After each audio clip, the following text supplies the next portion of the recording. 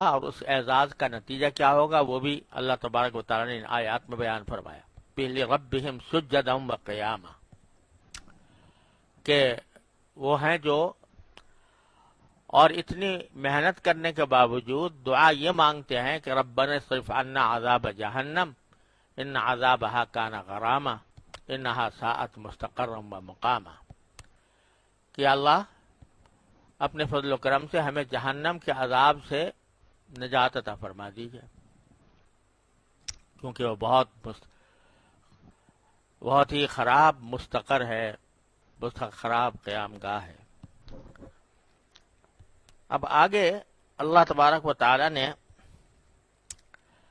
یہ فرمایا کہ والذین اذا انفقوا لم یسرفوا ولم یقتروا وکان بین ذلک قواما. آپ نے ذرا غور فرمائیے کہ عباد الرحمن کی جو صفات شروع فرمائی تھیں وہ تعلق رکھتی ہیں انسان کی تواضع سے، دوسرے لوگوں کے ساتھ انسان کیسے پیش آتا ہے. اللہ تبارک و تعالیٰ کی بارگاہ میں بندگی کیسے کرتا ہے وہ تو آگے بیان ہے، لیکن پہلے بیان ہے کہ وہ اللہ تعالیٰ کی مخلوق کے ساتھ کیا معاملہ کرتا ہے. کہ یمشون علی الارض ہونا، اللہ تبارک و تعالیٰ ایسے بندوں کے بارے میں فرماتے ہیں کہ وہ زمین پر دھیرے دھیرے چلتے ہیں، یعنی عاجزی کے ساتھ چلتے ہیں، ان کے دل میں کوئی تکبر نہیں ہے، بڑائی نہیں ہے. اسی طرح دوسروں کے ساتھ معاملہ کرنے میں اگر کوئی ان کو تکلیف بھی پہنچا رہا ہو، وہ تو کسی کو تکلیف پہنچاتے نہیں، لیکن دوسرا اگر کوئی تکلیف پہنچا رہا ہو تو اس سے بھی سلامتی کی بات کرتے ہیں. اذا خاطبهم الجاہلون قالوا سلاما. اور پھر اس کے بعد ذکر فرمایا اپنی عبادت کا کہ والذین یبیتون لربہم سجدا وقیاما. اب آگے ان کے مالی معاملات، خاص طور پر مالی معاملات اور ان کا خود اپنا رویہ زندگی گزارنے کے بارے میں اس کا ذکر فرمایا کہ والذین اذا انفقوا، کہ وہ لوگ ایسے ہیں کہ جب کچھ خرچ کرتے ہیں تو لم یسرفوا، وہ اسراف سے کام نہیں لیتے، فضول خرچی سے کام نہیں لیتے، ولم یقتروا، اور نہ کنجوسی سے کام لیتے ہیں. یقتروا کے معنی تنگی کرنا، قطرہ یقتروا کے معنی تنگی کرنا، تو کوئی تنگی بھی نہیں کرتے اور فضول خرچی بھی نہیں کرتے. وَكَانَ بَيْنَ ذَلِكَ قَوَامًا، اور ان دونوں چیزوں کے درمیان ہی صحیح اعتدال کا راستہ ہے. اسراف اور تقتیر یعنی فضول خرچی اور بخل، ان کے درمیان راستہ ہے اعتدال کا. یہ اللہ تبارک و تعالیٰ نے بیان فرمایا اور اپنے عباد الرحمن کے بارے میں فرمایا کہ وہ اس اعتدال کے راستے پر چلتے ہیں.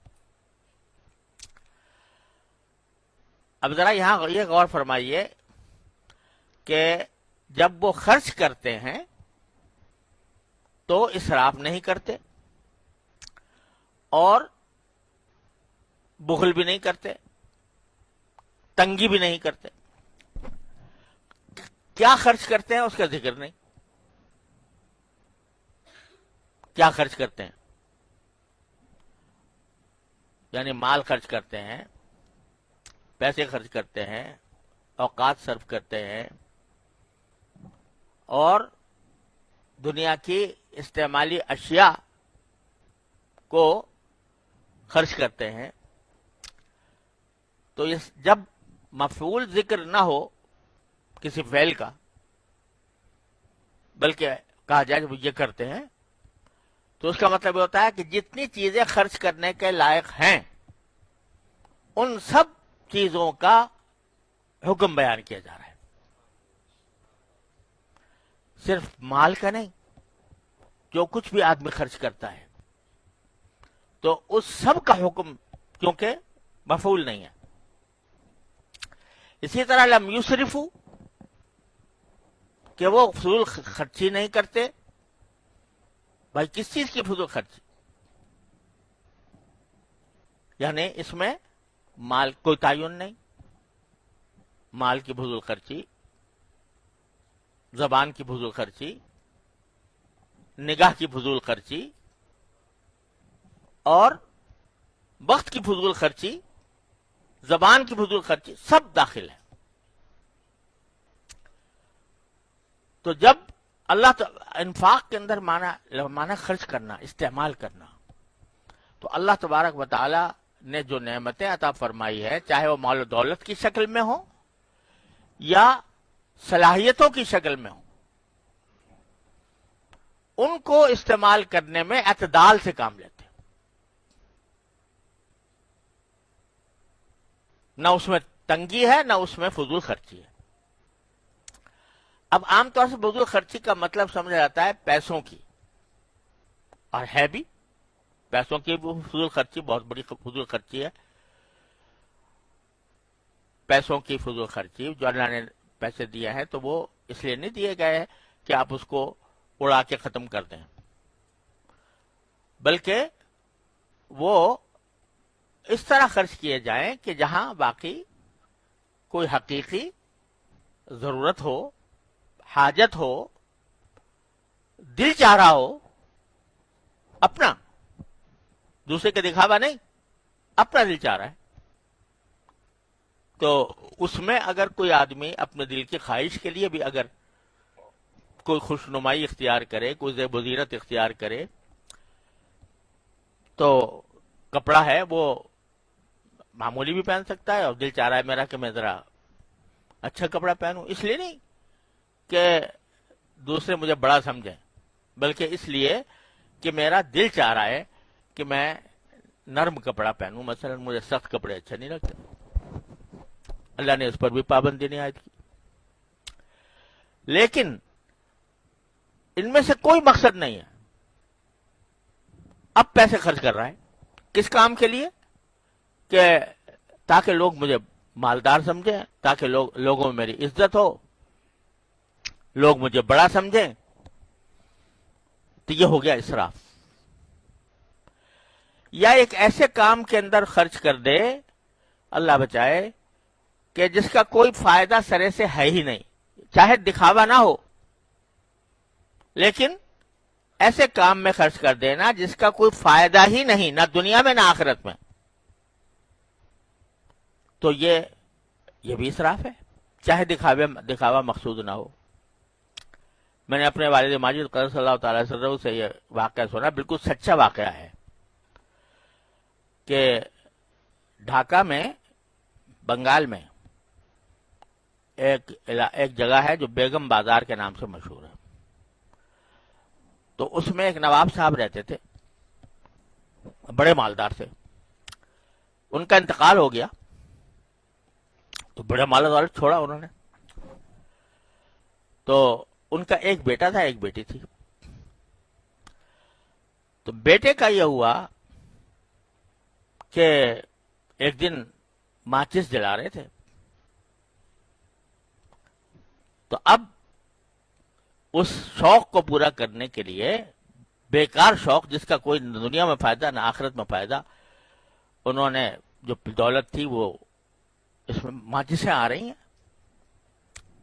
بڑے بڑے پیکٹ، بڑے بڑی بوریاں آ رہی ہیں ماچسوں کی، اور وہ جلا جلا کے مزے لے رہے ہیں.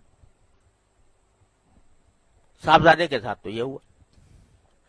صاحبزادی جو تھی وہ ایک مرتبہ کہیں کسی کپڑے کی دکان پر گئی، تو اس نے کپڑا پھاڑ کر دیا. تو پھاڑنے کی جو آواز تھی وہ صاحبزادی کو پسند آ گئی. تو اب انہوں نے یہ مزہ لینے کے لیے تھان کے تھان آ رہے ہیں، اور آ کر وہ پھاڑے جا رہے ہیں. اس سے صاحبزادی محظوظ ہو رہی ہیں. عرصہ دراز تک یہی کام ہوتا رہا، یہاں تک کہ ساری دولت اس میں ختم ہو گئی. بعد میں یہ صاحبزادی بھی بازار میں لوگوں سے مانگا کرتے تھے. وہ جگہ بیگم بازار کہلاتی ہے. اب یہ ایسا کام جو فضول، جس کا کوئی نہ دنیا میں فائدہ نہ آخرت میں فائدہ، اس میں خرچ کرنا یہ کیا ہے؟ اسراف ہے. یا دکھاوے کے لیے خرچ کرنا. اس لیے میں ایک شاندار چیز استعمال کرنا چاہتا ہوں کہ لوگ مجھے بڑا سمجھے. وہ تو دکھاوا ہے، اس میں خرچ کرنا وہ اسراف ہے. تو اس کس جگہ تک جواز ہے، کس جگہ پھر اسراف میں داخل ہو جاتا ہے، یہ مسئلہ بھی بڑا نازک ہے. آدمیوں کے اختلاف سے بھی اختلاف ہو جاتا ہے. کسی آدمی کے لیے ایک چیز اسراف ہے، کسی کے لیے نہیں ہے. لہذا اس کی کوئی دو اور دو چار کر کے تشریح کرنا مشکل ہے. اس کا راستہ سوائے اس کے نہیں ہے کہ آدمی کسی بڑے پر اعتماد کرے، کسی کی صحبت میں رہے، کسی بڑے پر بھروسہ کرے، اور جہاں کہیں شک ہو کہ یہ اسراف ہے یا نہیں ہے تو اس سے مشورہ کرے کہ یہ کروں یا نہ کروں. تو اس لیے میں یہ کہتا ہوں کہ اس کی کوئی نپی تلی ایسی تعریف کر دینا کہ وہ سارے حالات کے لیے جامع ہو جائے اور دو اور دو چار کی طرح کوئی قاعدہ بیان کر دیا جائے، یہ مشکل ہے. لیکن ہے یہی بات کہ جہاں نہ دنیا کا فائدہ ہو نہ دین کا فائدہ ہو، اور جہاں دکھاوا ہو رہا ہو، تو یہ تین چیزیں جب جمع ہو جائیں گی تو اسراف ہو گیا. اور اسراف صرف جیسے میں نے عرض کیا روپے پیسے کا نہیں ہے، بلکہ اسراف ہر چیز کا ہے. اللہ تعالیٰ کی جو نعمت بھی ہے اس کو ضرورت سے زیادہ خرچ کرنا یہ اسراف ہے. وضو کے اندر پانی خرچ کر رہا ہے بندہ، تو وضو میں نبی کریم سرور عالم صلی اللہ علیہ وسلم ایک مدھ سے وضو فرمایا کرتے تھے. ایک مدھ، اس کا پیمانہ بعض لوگوں نے بنا کے رکھا ہوا، وہی ذرا تقسیم کر دے رہے سب میں، وہاں رکھا ہے نا، تو اس سے وضو فرماتے تھے. بعد میں دے دینا بعد میں. اور ایک سا سے غسل فرماتے تھے. تو یعنی مطلب یہ کہ آپ نے خود عمل کر کے دکھایا کہ بھئی پانی خرچ کرنا وضو میں یا غسل میں ضرورت سے زیادہ خرچ کرنا یہ اسراف ہے. اور فرمایا کہ خبردار اسراف نہ کرنا ولو کنت علی نہر جار، اگر تم بہتے دریا کے کنارے بھی کھڑے ہو تو اسراف کرنا منع ہے. یعنی مطلب ہے کہ تمہارے زیادہ پانی لینے سے کوئی دریا میں کمی نہیں آ جائے گی، لیکن وہاں پر بھی منع ہے. تو ذرا ہم جب یہ چیزیں پڑھیں نا تو اپنا جائزہ بھی لیتے جایا کریں ساتھ ساتھ کہ بھئی جب ہم وضو کرتے ہیں تو دل کا کھول دیا اور پانی بے تحاشا بہ رہا ہے، اور جس شخص کے دل میں اسراف کی برائی ہو وہ کبھی یہ کام نہیں کر سکتا. وہ چھوٹی سی لکیر کھولے گا اور اسی لکیر سے اپنی وضو بھی کر لے گا. تو اسراف پانی میں بھی ہوتا ہے، اسراف کھانے میں بھی ہوتا ہے کہ یہ فرمایا گیا کہ بھئی اتنا کھاؤ کہ سانس کی جگہ باقی رہے تمہاری. تو اس طرح کھا گئے کہ بس کوئی جگہ چھوڑی ہی نہیں. تو یہ بھی کھانے میں اسراف ہے. تو اسراف ہر چیز میں ہے. اور میں عرض کرتا ہوں کہ اس کو تو پھر بھی لوگ اسراف قرار دے دیتے ہوں گے، کہہ دیتے ہوں ہے وقت بھی تو بڑی نعمت ہے. ایک ایک لمحہ زندگی کا انتہائی قیمتی ہے. وقت کھپائے جن کا نہ دنیا کا فائدہ نہ دین کا فائدہ. لہذا جب ہم یہ باتیں کرتے ہیں اپنے گریبان میں منہ ڈال کے دیکھتے رہا کریں کتنا وقت برباد کرتے ہیں. وقت کی قدر و قیمت ہی نہیں رہی کہ وقت جو ہے وہ کتنی قیمتی چیز ہے. ایک لمحے میں بندہ جہنم سے نکل کے جنت میں پہنچ سکتا ہے. ایک مرتبہ آپ نے صدق دل سے کہہ دیا استغفر اللہ ربی من کل ذنب و اتوب الیہ، اپنے پورے سارے ماضی کا گند دھو دیا یہ کہہ کے. تو پہلے جہنم میں تھے اب جنت میں چلے گئے ایک لمحے میں. سبحان اللہ کہنے میں کتنی دیر لگتی ہے لیکن اس کے اوپر اتنا اجر ہے. الحمدللہ کہنے میں کتنی دیر لگتی ہے اس پر کتنا اجر ہے. تو یہ بھی ایک بیماری ہے جو آج بہت زیادہ پھیل گئی ہے، وقت کا صحیح استعمال نہ کرنا، وقت ضائع کرنا. جس کام کے لیے چند منٹ درکار تھے اس کے لیے گھنٹے صرف ہو رہے ہیں. مجلس جمی ہوئی ہے، باتیں ہو رہی ہیں، ٹھیک ہے بھائی، یعنی کہ اس حد تک شریعت نے یہ بھی کہا ہے کہ بھئی اپنے بیوی بچوں سے اپنے گھر والوں سے خوش طبعی کے ساتھ بات کیا کرو، کچھ ان کا بھی دل بہلایا کرو، اپنا بھی دل بہلایا کرو، کوئی حرج نہیں. لیکن اس میں راتیں گزر رہی ہیں، اس میں گھنٹے گزر رہے ہیں، کئی گھنٹے برباد ہو رہے ہیں. تو یہ کیا ہے؟ اسراف ہے وقت کا. اور حدیث میں رسول کریم صلی اللہ علیہ وسلم نے ارشاد فرمایا کہ جس مجلس میں اللہ کا ذکر نہ ہو وہ آخرت میں انسان کے لیے حسرت بنے گی کہ یہ میں نے وقت اس طرح برباد کر. ٹیلی فون کیا ہوا ہے، لگا ہوا ہے، اور اب تو ایسے آ گئے ٹیلی فون کہ اس میں پیسے نہیں خرچ ہوتے. جی ہاں، تو بس ٹیلی فون پر شروع ہو گئے اور ختم ہونے کا نام ہی نہیں. گھنٹے باتیں ہو رہی. یہ کیا ہے؟ یہ اسراف ہے، وقت کا اسراف ہے. جس کام کے اندر 5 منٹ لگنے چاہیے تھے اس میں آپ 10 منٹ لگا رہے ہیں. تو میرے والد ماجد قدس اللہ تعالیٰ سرہ اللہ تعالیٰ کہ زندگی کے لمحات بڑے قیمتی ہیں، ان کو تول تول کر، یہ الفاظ بولتے تھے، ان کو تول تول کر اللہ تبارک و تعالیٰ کے رضا کے کاموں میں صرف کرو.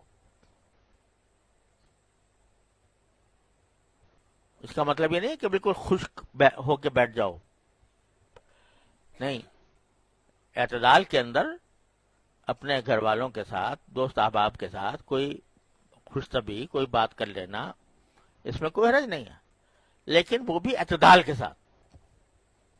یعنی ایسا نہ ہو کہ سارا وقت اسی میں برباد ہو گیا. تو اسراف وقت میں بھی ہے، اور یہ بہت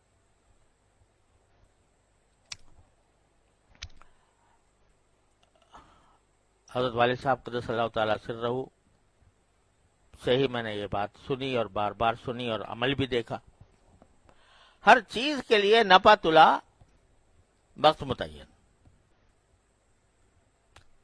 اور وہ نپا تلا وقت جو ہے وہ ساری سہولیات اور ساری ضروریات اور ساری حاجات اور ساری خواہشات، جائز خواہشات کو مد نظر رکھتے ہوئے ایک وقت بنا لیا.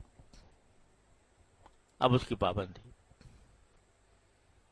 تو حضرت فرماتے تھے والد صاحب علیہ کہ بھائی ہم لوگوں سے کہہ رہے تھے کہ میں یہ بات کہتے ہوئے مجھے کچھ تأمل تو ہوتا ہے، لیکن تمہاری تربیت کے لیے کہتا ہوں کہ جو بیت الخلاء میں بیٹھتا ہوں تو وہ وقت گزارنا بھی طبیعت پر بار ہوتا ہے. تو سوچتا ہوں کہ اس میں بھی کوئی کام ہو جائے تو اچھا ہے. تو اور کچھ نہیں تو لوٹا رکھا ہوا ہوتا ہے تو اس لوٹے کو دھو لیتا ہوں تاکہ وہ وقت بھی بالکل بیکار نہ گزرے. تو ہمارے جتنے بزرگ ہیں وہ وقت کی اسی طرح قدر و قیمت پہچانتے تھے. وقت کا اندازہ نہیں ہوتا ہم لوگوں کو. وقت کا اندازہ بعض ایسے موقع پر ہوتا ہے کہ آپ نے تھرمامیٹر لگا لیا منہ میں ہیں تو اس وقت دیکھو وہ 1 منٹ یا 1.5 منٹ میں کتنا کام ہوتا ہے، کتنا ہوتا ہے، وقت گزرتا ہے نا. تب پتا چلے کہ 1 منٹ کیا ہوتا ہے یا 1.5 منٹ کیا ہوتا ہے یا 2 منٹ کیا ہوتا ہے. سمجھے نا. تو ہمیں پتہ ہی نہیں کہ 1 منٹ میں کیا کچھ ہو سکتا تھا. آپ کہیں جہاز میں جا رہے ہو یا ریل گاڑی میں جانا ہے، معلوم ہوا کہ 3 منٹ ہیں اس کے آنے میں یا سواری میں. پھر دیکھو 3 منٹ کتنے معلوم ہوتے ہیں. تو معلوم ہوا کہ اگر قدر جانے تو ان میں سے ایک ایک منٹ اتنا قیمتی ہے کہ اس میں پتہ نہیں کیا کیا کچھ آدمی انسان کیا کچھ کر سکتا ہے، مگر پتہ ہی نہیں. نتیجہ یہ کہ اوقات گزر رہے ہیں ایسے ہی بلا وجہ. تو اگر نظم اوقات انسان بنا لے، اس میں آدمی کو پتا ہو کہ میں اس وقت میں یہ کام کروں گا.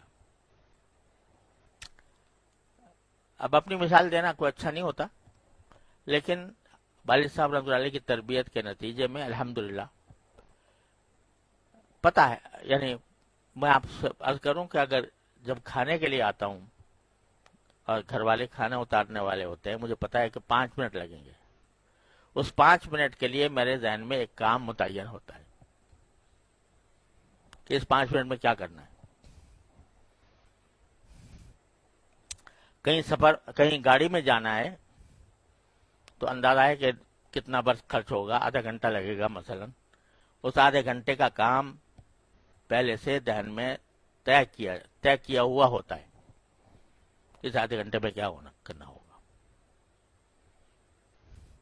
بعض میری تالیفات جو ہیں وہ صرف 15 منٹ یومیہ کی ہیں.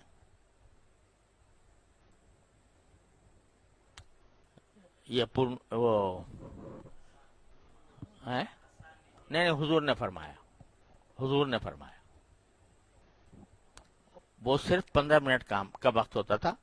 چھٹے گھنٹے کے بعد اذان عصر سے پہلے وہ اس کام کے لیے تھا. تو آدمی کو خود اگر یہ سوچ کر انسان اپنا نظم بنائے کہ بھئی میں فلاں وقت میں میرے پاس خالی ہے، اس میں کیا کر لوں گا اور کچھ نہیں ہے، سمجھ لو کہ بھئی اس میں سبحان اللہ الحمدللہ ولا الہ الا اللہ اللہ اکبر پڑھوں گا، ذکر کروں گا. مسجد جا رہا ہوں تو مسجد جاتے ہوئے کتنا وقت لگتا ہے؟ 2 منٹ لگتے ہیں. تو اس 2 منٹ میں کیا کروں گا؟ تو وقت کا صحیح استعمال، ایک لمحہ تول کر خرچ کیا. حافظ ابن حجر رحمۃ اللہ علیہ جو صحیح بخاری کے شارح ہیں،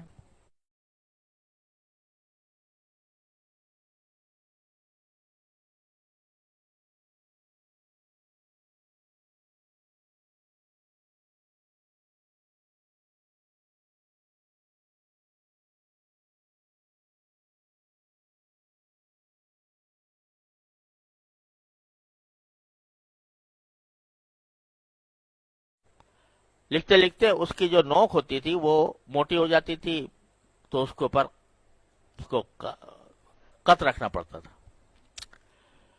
تو ان کے تذکرے میں آتا ہے کہ جتنی دیر میں وہ قط رکھتے تھے اپنی اس کے اوپر، اس دوران مسلسل ذکر میں مشغول رہتے تھے.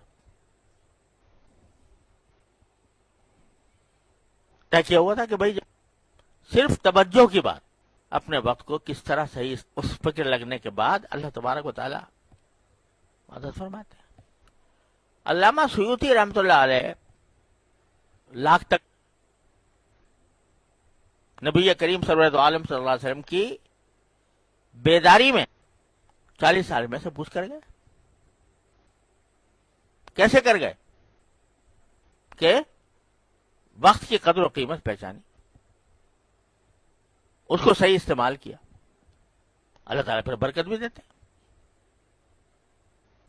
بڑے بڑے علماء جو ہے نا، جن کا ہم آج سر پہ رکھتے ہیں، ان کی کتابوں کو اپنا فخر سمجھتے ہیں، اپنے لیے ایک تاج سمجھتے ہیں.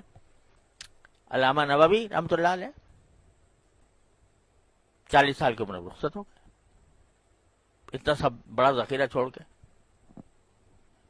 مولانا عبدالحی لکھنوی، جن کے حاشیے پر پڑھ کے ہم درس پڑھتے ہیں اور پڑھاتے ہیں، 40 سال کی عمر میں ختم. کیسے کر لیا اتنے 40 سال کے اندر اتنا بڑے کارنامے کیسے انجام دے دیے؟ وقت کے صحیح استعمال سے. تو یہ بہت اہم بات ہے میرے بھائیوں، اس کی قدر و قیمت پہچاننے، وقت کی قدر و قیمت پہچاننا. اور یہ ہم سب اس میں غفلت میں ہیں، اور مردوں سے زیادہ عورتیں اوقات کو صحیح استعمال نہ کرنے، فضول ضائع کرنے میں خواتین خاص طور پر ان میں بڑی بے احتیاطی. تو بھائی اپنا ایک نظام اوقات بناؤ، نظام اوقات کے تحت سب کام کرو، ساری ضروریات تمہاری پوری ہوں گی، ساری حاجتیں پوری ہوں گی، یہاں تک کہ ساری جائز خواہشات بھی پوری ہوں گی، لیکن ترتیب سے ہوں گی، سلیقے سے ہوں گی، وقت پر ہوں گی، اور وقت کا صحیح استعمال بھی ہوگا. اس کو نہیں لوگ سمجھتے کہ یہ اسراف میں داخل ہے. تو لم یسرفوا ولم یقتروا، بات میں اسی طریقے سے، گفتگو میں بھی اسراف ہے. عادت ہے بس بولے جا رہے ہیں، ایک چیز سے دوسری چیز، دوسری چیز سے تیسری چیز، بات سے بات نکال کر بولے چلے جا رہے ہیں. ارے بھائی جتنی ضرورت ہے اتنا بولو، اس میں اتنا زیادہ وقت گزارنا باتوں کے اندر، ایک چھوٹی سی بات کو لمبا کرنا بلا وجہ. مجھے یاد ہے حضرت والی صاحب رحمۃ اللہ علیہ کے پاس ایک صاحب تھے، بہت بولنے کی عادت تھی، بہت زیادہ بولتے تھے. بعض لوگوں میں ہوتا ہے، اللہ تعالیٰ معاف کرے، تو بہت بولتے تھے. لمبی بات کر کے، ایک چھوٹی سی بات کو لمبا کر کے بات. تو انہوں نے حضرت والی صاحب سے اصلاحی تعلق قائم کیا. انہوں نے کہا جی کچھ وظائف بتا دیجیے، کچھ اذکار. انہوں نے کہا کچھ وظیفہ نہیں، زبان پہ تالا ڈالو، بس یہ وظیفہ ہے تمہارا، زبان پر تالا ڈالو. اتنا زیادہ بولنا، یہ سب دین ہے کہ ضرورت سے زیادہ باتیں کرنا، ضرورت سے زیادہ بولنا. اسی طرح اس میں بھی جس طرح اسراف ہوتا ہے، اس میں بخل بھی ہوتا ہے. کہ بخل یہ ہے کہ بھئی جتنا جملہ بولنا چاہیے تھا اس میں سے آدھا تو پیٹ میں رکھ لیا، اور جو ہے وہ ایسی بات بولتی جو ناتمام ہے، جس سے سننے والے کو پتہ ہی نہیں چلتا کیا کہنا چاہتا ہے. تو یہ کیا ہے؟ لم یقتروا، یہ قطر ہے. تو اس میں لوگوں کا بہت قصے ہیں کہ وہ آ کے جی وہ کہہ رہا ہے، تو ایسی بات ناتمام بولتے تھے. ارے بھائی پوری بات کر دے آ جائے. حضرت پھر اس پر ڈانٹتے بھی تھے لوگوں کو کہ بات پوری کرو. یہ بخل ہے کہ آدمی جہاں جتنا بولنا چاہیے اتنا بولا ہی نہیں، اور سننے والا جو ہے وہ بیچارہ پریشان ہے کہ کیا کہنا چاہ رہا ہے یہ. تو جس طرح بخل منع ہے اسی طرح اسراف منع ہے.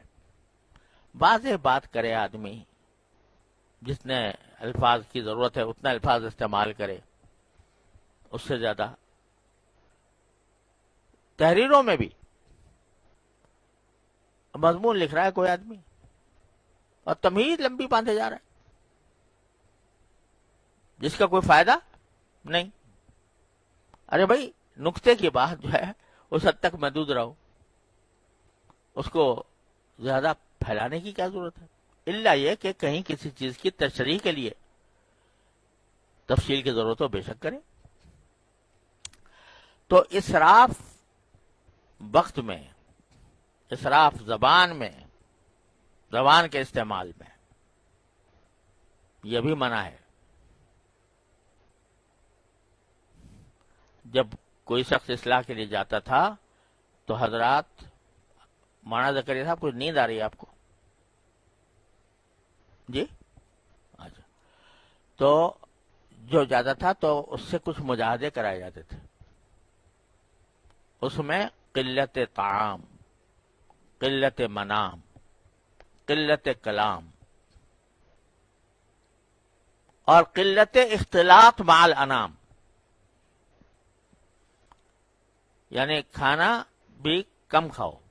کم کھانے کا معنی یہ حضرت ہمارے فرما دیتے حضرت حکیم علماء قدس اللہ علیہ کہ اتنا کافی ہے کہ جب آدمی کھانا کھا رہا ہے تو ایک مرحلہ ایسا آتا ہے جب آدمی کے دل میں ایک کشمکش ہوتی ہے اور کھاؤں یا نہ کھاؤں، بس وہاں چھوڑ دے، اتنا کافی ہے.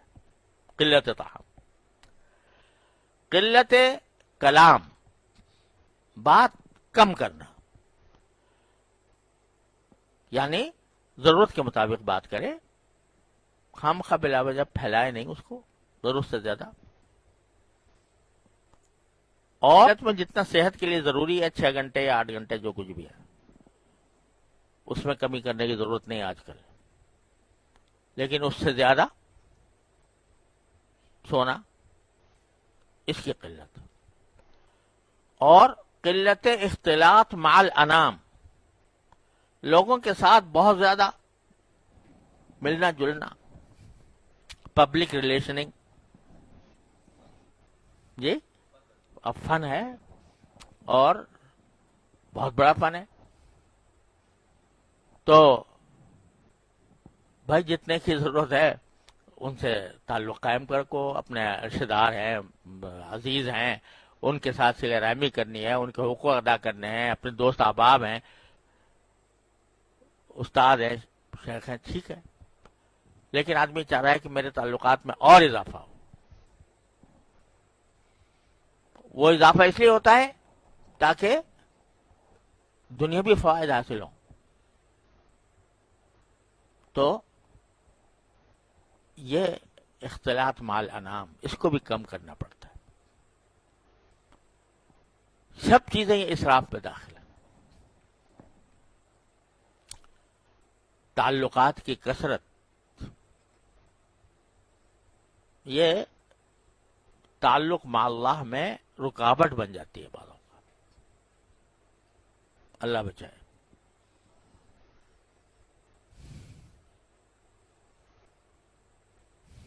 رکاوٹ بن جاتی ہے. اب چونکہ تعلقات بہت زیادہ ہیں، اب ہر ایک آدمی کے سے کوئی بات سنی ہے، ہر ایک آدمی سے کچھ بیٹھے ہیں اس کے پاس، اس کے تاثرات، اس کے نظریات، اس کے افکار وہ ہمارے ذہن پر آ رہے ہیں.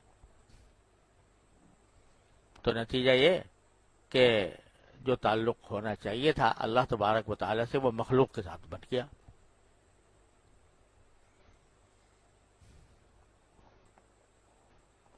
اللہ.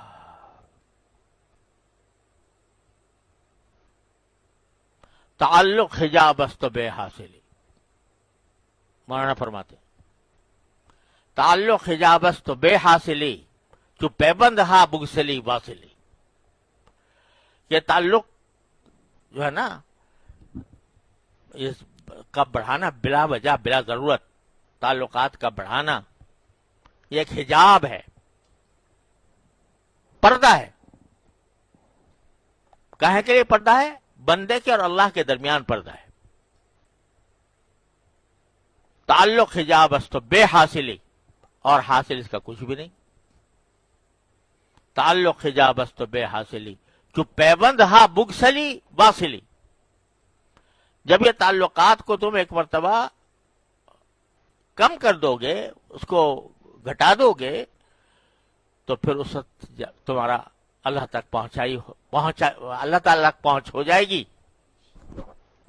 جو پیوند ہا بگسلی واصلی، اس وقت واصل بن جاؤ گے اللہ سے ملنے والے.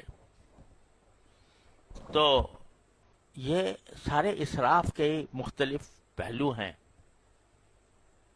جن کو ہمیں سوچنا چاہیے. اسی طرح نگاہ جو ہے یہ بھی اللہ تعالی کی نعمت ہے. اس کو استعمال کرنے کے اندر بھی اسراف ہے. معصیت میں اللہ بچائے استعمال ہو رہی ہو تب تو ہے ہی. معصیت میں بھی نہ ہو تو بھائی ایسی چیزوں کی طرف نظر کرنا جس سے نہ دنیا کا فائدہ نہ دین کا فائدہ، وہ بھی اسراف ہے. اسی لیے فرمایا گیا کہ بھائی جب چلو تو نیچی نگاہ کر کے چلو. کل المؤمنین یغضوا من ابصارہم، سارے مومنین سے کہہ دو کہ جب چلیں تو اپنی نگاہ کو نیچا رکھ کے چلیں.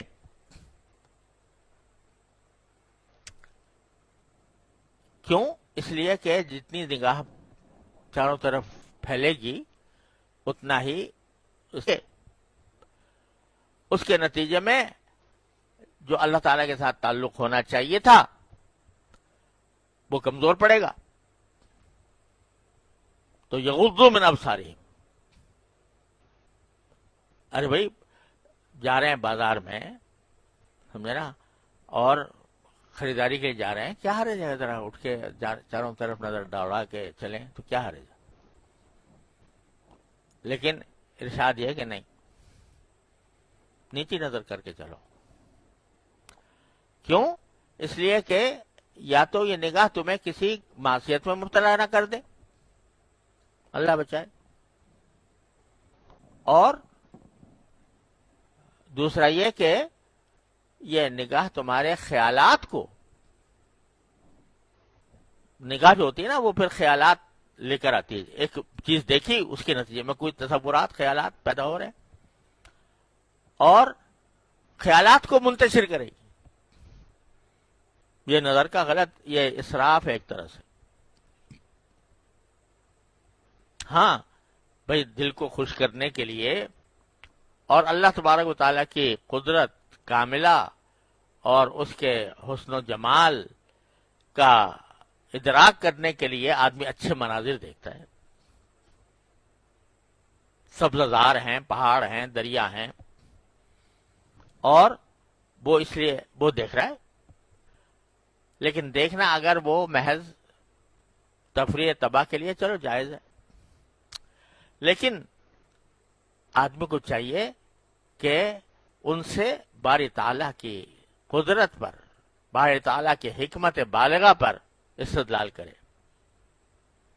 تو ہے یتفکرون فی خلق السماوات والارض، یہ آسمان و زمین کی تخلیق میں غور کرنے والے، فکر کرنے والے، تو وہ بن جاؤ. میں نے دنیا اتنی اللہ نے دکھائی کہ شاید ہی کسی کو اتنا موقع ملا ہو. دنیا کے 6 بر اعظم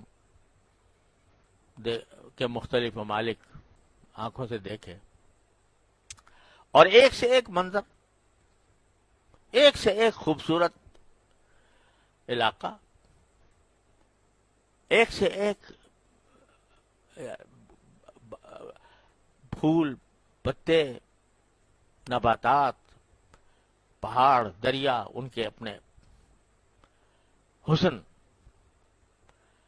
لیکن میں نے کسی جگہ لکھا بھی ہے کہ یہ سب مختلف چیزیں ہیں. کہیں دریا بہ رہا ہے، کہیں پہاڑ کھڑا ہوا ہے، کہیں پہاڑ کے اندر اس کے پہاڑوں کے اندر ایک سے ایک منظر پیدا ہو رہا ہے، اس میں نشیب و فراز ہو رہا ہے. یہ ساری تو ہر جگہ کا الگ اپنا حسن ہے. کوئی پوچھتا ہے مجھ سے کہ بھئی تم نے اتنی دنیا دیکھی, سب سے زیادہ خوبصورت کیا چیز نظر آئی؟ تو مجھے بیان کرنے میں مشکل ہوتی ہے کہ کس کو ترجیح دوں, کون سا علاقہ جو ہے وہ زیادہ خوبصورت. سب اپنی اپنی جگہ پر اعلیٰ مقامات ہیں. اللہ تعالیٰ کی قدرت کا, اس کے تخلیق کا ایک کرشمہ ہے. لیکن ان سب میں مجھے قدر مشترک ہر جگہ نظر آتی ہے.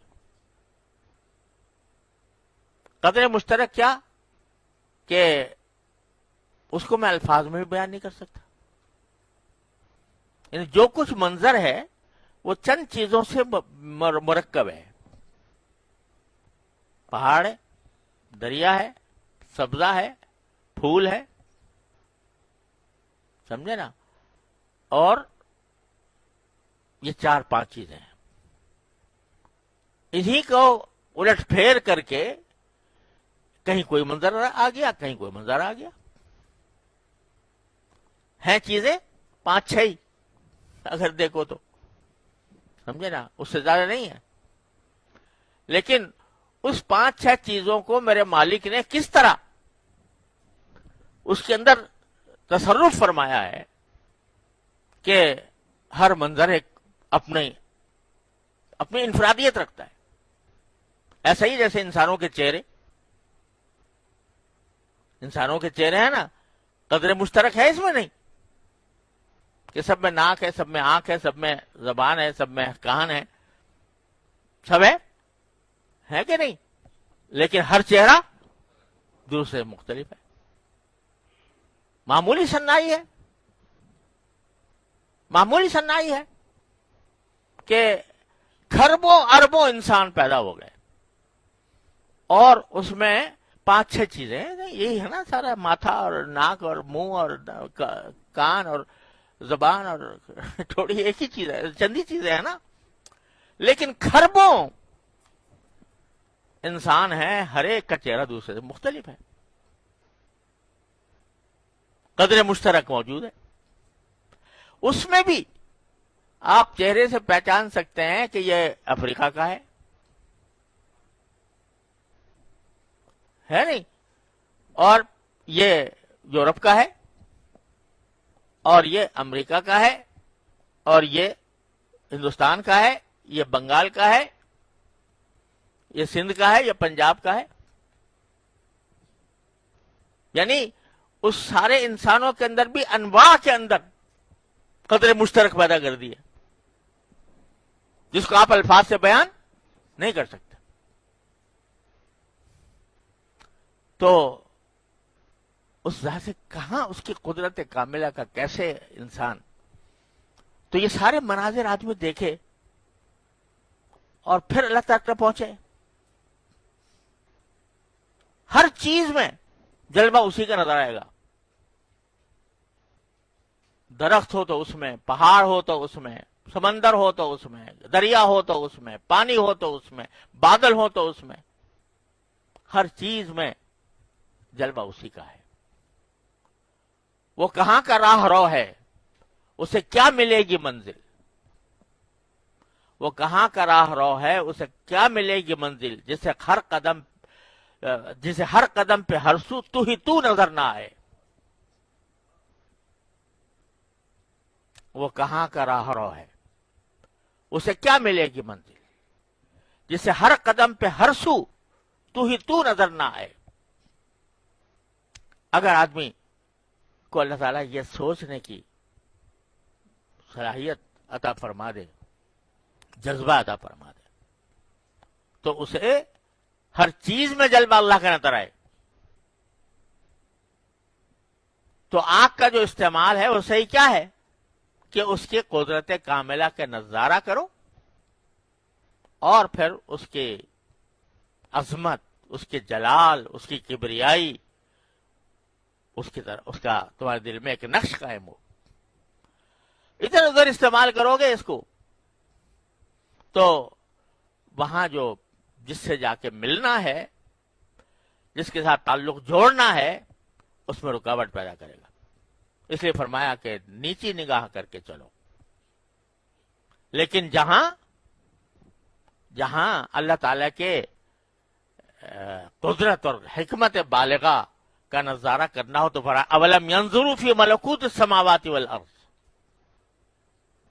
وہاں ترغیب ہے کہ آسمان و زمین کی جو سلطنت اللہ نے بنائی ہے اس میں کیا غور دیکھتے نہیں تم اس کو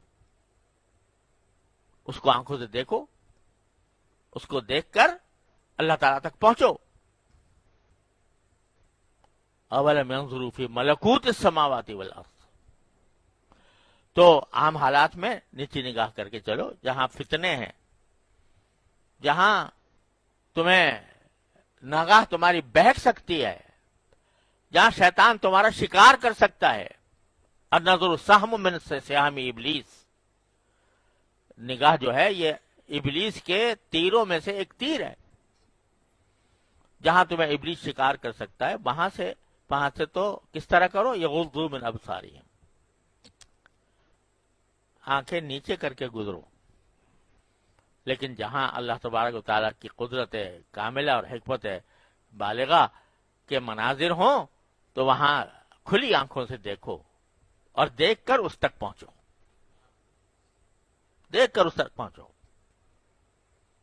کہ یہ کس طرح میرے مالک نے.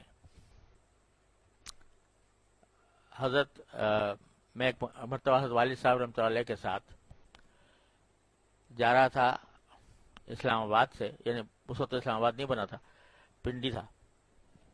وہاں سے ہم جا رہے تھے پشاور. تو راستے میں ایک اٹک آتا ہے, دریائے اٹک, اس کے اوپر پل بنا ہوا ہے. وہ اٹک جو ہے پنجاب اور سرحد کے درمیان وہ پھٹتا ہے. تو جب وہاں جا کر ہم پہنچے تو گاڑی ٹھہر گئی, کیونکہ آگے وہ کچھ یہ ہوتے ہیں نا چیک پوسٹ ہوتی ہے کچھ, وہاں گاڑی ٹھہر گئی. منظر بڑا خوبصورت تھا, پہاڑ ہے, دریا ہے, سبزہ ہے وغیرہ.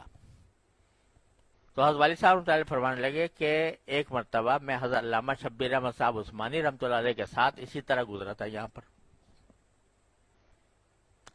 اور اس وقت بھی گاڑی ٹھہر گئی تھی, اور پھر ہم ذرا منظر سے لطف اندوز ہو رہے تھے. تو حضرت علامہ عثمانی رحمۃ اللہ علیہ نے فرمایا کہ ذرا یہ بتاؤ, یہ جو اس میں تمہیں منظر نظر آ رہا ہے اس میں کوئی ترتیب نظر آتی ہے